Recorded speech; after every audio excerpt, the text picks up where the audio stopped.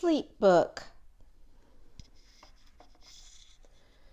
The news just came in from the county of Keck that a very small bug by the name of Van Vleck is yawning so wide you can look down his neck. This may not seem very important, I know, but it is, so I'm bothering telling you so. A yawn is quite catching, you see, like a cough. It just takes one yawn to start other yawns off. Now the news has come in that some friends of Van Vleck's are yawning so wide you can look down their necks. At this moment, right now, under 7 more noses, great yards are in blossom. They're blooming like roses. The yawn of that one little bug is still spreading. According to latest reports, it is heading across the wide fields, through the sleepy night air, across the whole country toward every whichwhere. And people are gradually starting to say, I feel rather drowsy. I've had quite a day. Creatures are starting to think about rest. 2 biffer bombirds are now building their nest. They do it each night, and quite often I wonder how they do this big job without making a blunder. But that is their problem, not yours and not mine. The point is, they're going to bed, and that's fine. Sleep thoughts are spreading throughout the whole land. The time for night brushing of teeth is at hand. Up at Herkheimer Falls, where the great river rushes and crashes down crags and great gargly gushes, the Herkheimer sisters are using their brushes. Those falls are just grand for toothbrushing beneath, if you happen to be up that way with your teeth. The news just came in from the castle of Krupp that the lights are all out and the drawbridge is up. And the old drawbridge drawer just said with a yawn, Oh, my drawbridge is drawn, and it's going to stay drawn till the milkman delivers the milk about dawn. I'm going to bed now, so nobody better come round with a special delivery letter. The chamber of sleepers is steadily growing. Bed is where more and more people are going. In Culpeper Springs, in the stilt walker's hold, the stilt walker's stilts are all stacked on the wall. The stilt walker walkers have called it a day. They're all tuckered out and they're snoozing away. This is very big news. It's important to know, and that's why I'm bothering telling you so. Way out in the west, in the town of Merced, the Hinklehorn Honking Club just went to bed. Every horn has been quietly hung on a hook for the night in its own private Hinklehorn nook. All this long, happy day they've been honking about, and the Hinklehorn honkers have honked themselves out.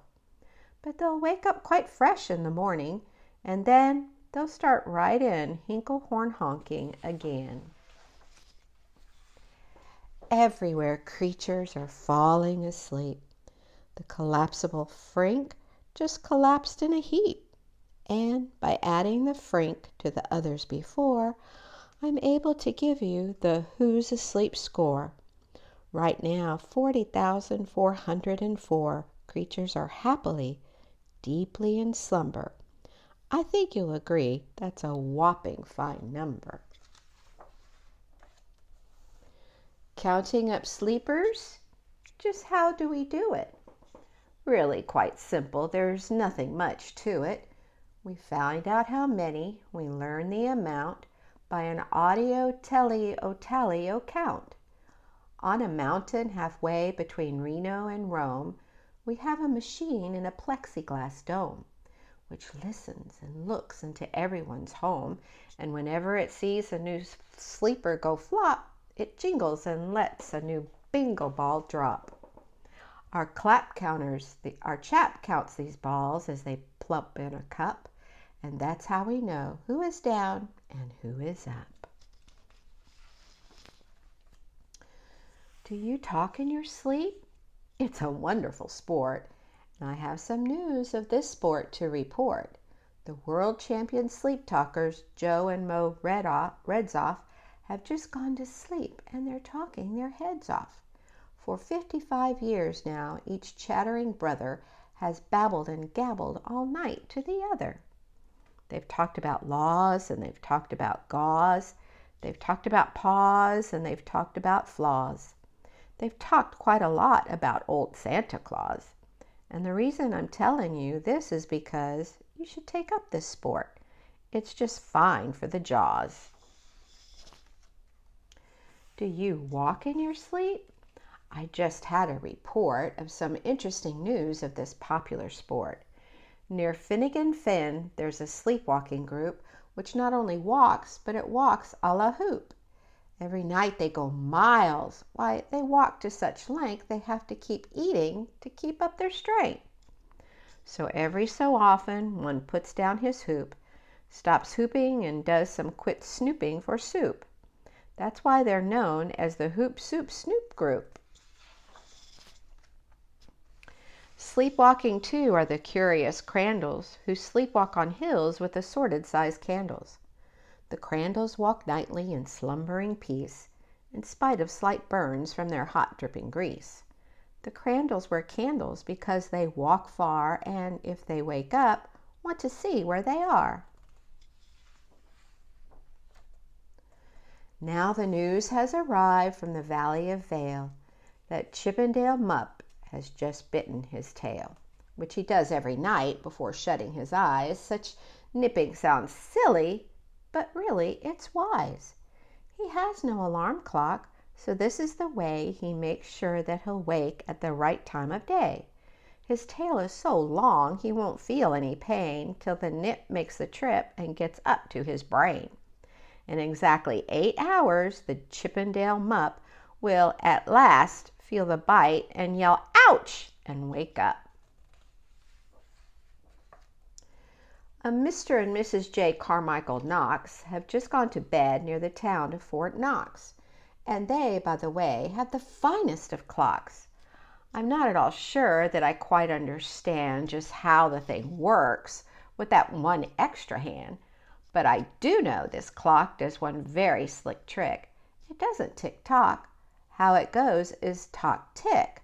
So with ticks in its rock-talker and tocks in its ticker, it saves lots of time and the sleepers sleep quicker. What a fine night for sleeping, from all that I hear. It's the best night for sleeping in many a year. They're even asleep in this wee back motel, and people don't usually sleep there too well. The beds are like rocks, and as everyone knows, the sheets are too short. They won't cover your toes. So, if people are actually sleeping in there, it's a great night for sleeping. It must be the air. It's a great night for snores. I just had a report of some boys who are tops in this musical sport. The snortiest snorers in all our fair land are Snorter McPhail and his Snore Snort Band. This band can snore Dixie and Old Swanee River so loud it would make 40 elephants shiver. The loudest of all of the boys is McPhail. He snores with his head in a 3-gallon pail. So they snore in a cave 20 miles out of town. If they snored closer in, they would snore the town down. Do you know who's asleep out in Funa Laguna? 2 very nice Funa Laguna baboona. We've added them into our Who's Asleep count, which has grown to a really amazing amount. Exactly 8,808 creatures are sleeping now. Isn't that great? A Jed is in his bed, and the bed of a Jed is the softest of beds in the world, it is said. He makes it from pom-poms he grows on his head, and he's sleeping right now on the softest of fluff, completely exhausted from growing this stuff. The news has come in from the district of Doft that too oft are asleep, and they're sleeping aloft. And how are they able to sleep off the ground? I'll tell you. I weighed one last week, and I found that an oft is so light he weighs -1 pound. Someone please pull at 8 a.m. Thanks. This one too, please. A moose is asleep. He's dreaming of moose drinks. A goose is asleep. He is dreaming of goose drinks. That's well and good when a moose dreams of moose juice, and nothing goes wrong when a goose dreams of goose juice. But it isn't too good when a moose and a goose start dreaming they're drinking the other one's juice. Moose juice, not goose juice, is juice for a moose, and goose juice, not moose juice, is juice for a goose. So when goose gets a mouthful of juices of mooses, and moose gets a mouthful of juices of gooses, they always fall out of their beds screaming screams. So I'm warning you now, never drink in your dreams. Speaking of dreaming, I think you should know that the Bumble Tub Club is now dreaming afloat. Every night they go dreaming down Bumble Tub Creek, except for one night every third or fourth week when they stop for repairs, because their bumble tubs leak. But tonight they're afloat, full of dreams, full of bliss, and that's why I'm bothering to tell you this. At the fork of the road in the Vale of Avode, 5-foot-weary salesmen have laid down their load. All day they've raced round in the heat at top speeds, unsuccessfully trying to sell zizzer-zoof seeds, which nobody wants because nobody needs. Tomorrow will come, they'll go back to their chore, they'll start on the road, zizzer-zoof-zoofing once more, but tonight they've forgotten their feet are so sore, and that's what the wonderful nighttime is for. Everywhere creatures have shut off their voices. They've all gone to bed in the beds of their choices. They're sleeping in bushes, they're sleeping in crannies, some on their stomachs and some on their fannies. They're peacefully sleeping in comfortable holes, some even on soft-tufted barber shop poles. The number of sleepers is now past the millions. The number of sleepers is now in the billions. They're sleeping on steps and on strings and on floors, in mailboxes, ships, and the keyholes of doors. Every worm on a fish hook is safe for the night. Every fish in the sea is too sleepy to bite. Every whale in the ocean has turned off his spout. Every light between here and Farfoodle is out. And now, adding things up, we are way beyond billions. Our Who's Asleep score is now up in the zillions.